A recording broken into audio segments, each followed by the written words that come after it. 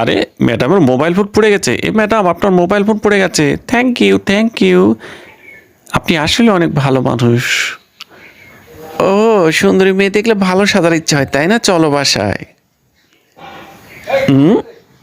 Motorcycle চাবি ফেলে দিলু, যাই পকেটে নিয়ে নেই।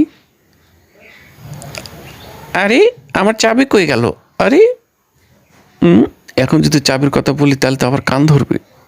চাবিটা এখানে তো রেখেছিলাম।